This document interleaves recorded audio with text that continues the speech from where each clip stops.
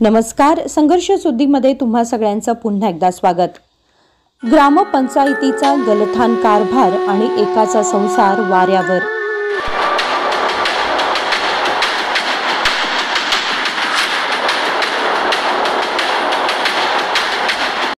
प्रत्येकाचीच मूलभूत गरज असते, अन्न, वस्त्र, निवारा।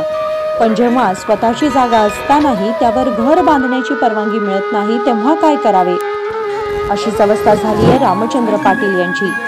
रामचंद्र पाटील हे निटूर ग्रामपंचायती अंतर्गत येणाऱ्या प्रभुनगर गावातील रहिवासी। त्यांचे तेथील घर अगदी मोडकळीस आले आहे।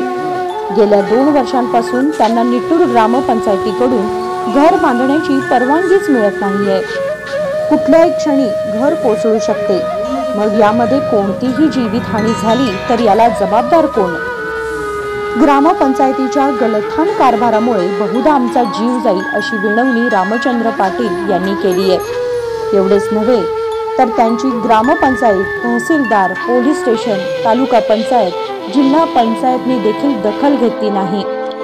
शेवटी आता नाईलाजाने त्यांना सरकार दरबारीच आपला संसार मांडावा लागला। आपल्या पूर्ण परिवारासह, गुराढोरांसह त्यांनी आपला संसार ग्रामपंचायतीच्या आवारात मांडला आहे। आता 48 तास उलटून गेले आहेत तरीही त्यांना अजूनही न्याय मिळत नाही। अजून किती दिवस त्यांना असा उघड्यावर संसार करावा लागणार? त्यांचा आक्रोश कधी संपणार याचीच वाट पाहावी लागणार।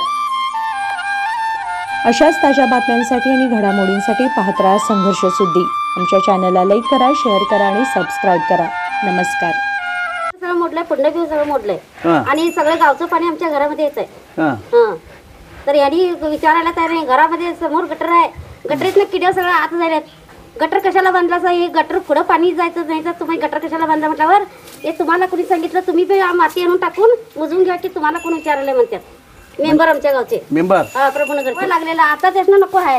आता किडा यायला तर आता सांगितलं, मी सगळ्यांना सांगितलं गटरातनं किडा आत यायला। पंचायतीवाले मेंबर सुद्धा बघितले, व्हिडिओला सुद्धा फायदा दाखवले। एवढं विचारलं बरं काय म्हटलं ए ट्रॅक्टर माती आणून टाका, तुम्हाला कोण विचारतोय म्हणतात। पुढं पाणी जायला वाट करा आणि गटर बांधला म्हणजे त्या टाइमला नाही म्हटले। आणि आता पाणी गटरेमध्ये थांबवल्यानं पाणी आणि आता ते पाणी किडे आम्हाला मग उद्या रोग झाला तर आम्हाला कोण बघणार? आम्हाला आता मागणी काय तुमची? आमची मागणी काय? वट आमच्या घराचं परमिशन देऊन द्या, आम्हाला हाय थोडं जागा मोजमाप काढू देत, आम्ही काय विचारत नाही। आमचा वट उद्या आमचा सर्व पूर्ण झाल्याशिवाय आम्ही इथं हलत नाही। होय, सरकारने आमची मागणी पूर्ण होईपर्यंत आम्ही काही इथं हलणार नाही एवढं सांगणार मी।